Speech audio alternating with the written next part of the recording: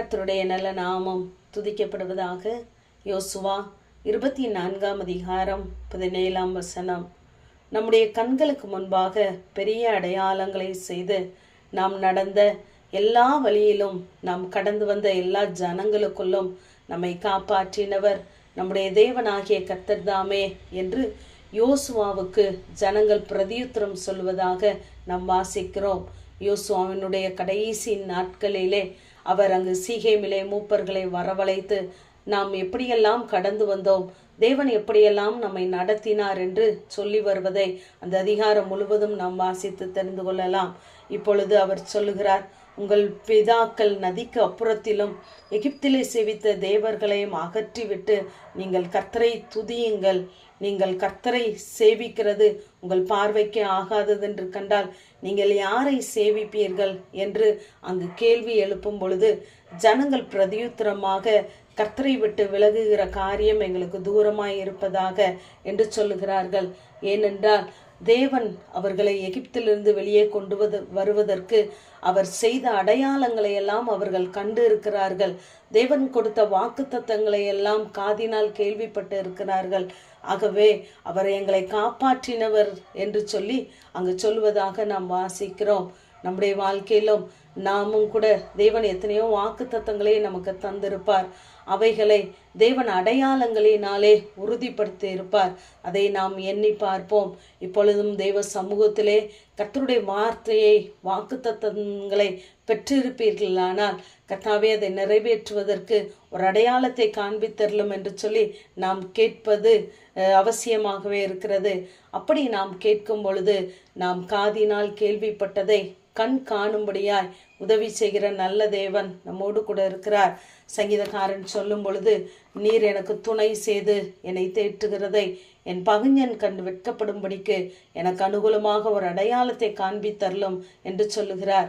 ஆகவே இந்த அடையாளம் என்பது தேவன் நமக்கு நிச்சயமாகவே செய்வார் அல்லது தீவிரமாய் நிறைவேற்ற போகிறார் கர்த்தர் தம்முடைய வார்த்தையை என்பதற்கு அடையாளமாக இந்த அடையாளம் கொடுக்கப்படுகிறது.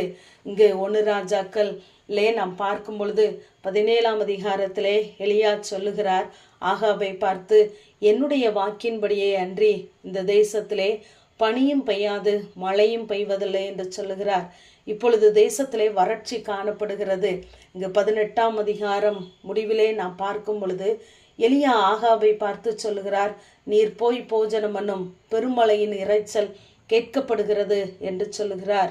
இங்கு பெருமழையின் இரைச்சல் அங்கிருந்த யாருடைய காதுகளிலும் தொனிக்கப்படவில்லை, எலியாவினுடைய காதுகளில் மாத்திரமே அது கேட்கப்படுகிறது.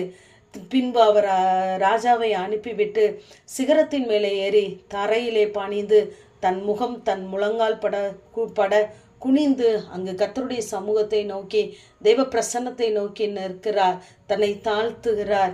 அவர் கேட்ட வார்த்தை நிறைவேற வேண்டும். இப்பொழுது தன்னுடைய ஊழியக்காரனை பார்த்து, நீ சமுத்திர முகமாய் போய் பார் என்று சொன்னதும் அவன் போய் பார்த்துவிட்டு ஒன்றுமில்லை என்று சொல்லுகிறான். இப்பொழுது 7 தரம் போய் பார் என்று சொன்ன உடனே அவன் 7வது முறை போய் பார்த்த பொழுது மனுஷனுடைய உள்ளங்கை அத்தனை சிறிய மேகம் எழும்புகிறது. இந்த மேகத்திற்கும் பெருமழையின் இரைச்சலுக்கும் எந்த சம்பந்தமும் இல்லை. இப்படித்தான் நம்முடைய வாழ்க்கையிலும் நாம் கேட்ட வார்த்தைகளுக்கும் கர்த்தர் காண்பிக்கிற அடையாளங்களுக்கும் தொடர்பில்லாதிருந்தாலும் நாம் தேவ சமூகத்தை தொடர்ந்து பார்க்கும் பொழுது கர்த்தர் நிச்சயமாகவே தம்முடைய வார்த்தையை நிறைவேற்றுவார். இப்பொழுது வானம் மேகங்களினாலும் காற்றுகளினாலும் கருத்து பெருமழை உண்டாயிற்று என்று சொல்லி பார்க்கிறோம். ஆகவே தேவ சமூகத்திலே நாம் கேட்ட வார்த்தை நிறைவேறுவதற்கு நாம் காத்திருப்போம். நாம் பார்த்த அடையாளங்களை நிறைவேற்றுவதற்கு அவர் உண்மையுள்ளவராயிருக்கிறார். ஆகவே தேவ சமூகத்திலே நாம் தொடர்ந்து காத்திருப்போம். கர்த்தர் தம்முடைய வார்த்தையை அடையாளங்களினாலும் அற்புதங்களினாலும் நிறைவேற்ற அவர் போதுமானவர். ஆகவே நமக்கு வேண்டிய அடையாளத்தை தேவ சமூகத்திலிருந்து பெற்றுக்கொள்ளுவோம், அதை காண்போம். நிச்சயமாகவே தேவன் நமக்கு உதவி செய்வார். ஆமேன். ஜெபம். பிதாவாகிய தேவனே, குமாரனாகிய இயேசு கிறிஸ்துவின் நாமத்தின் மூலமாய் உடைய சன்னிதானத்தில் வருகிறேன்.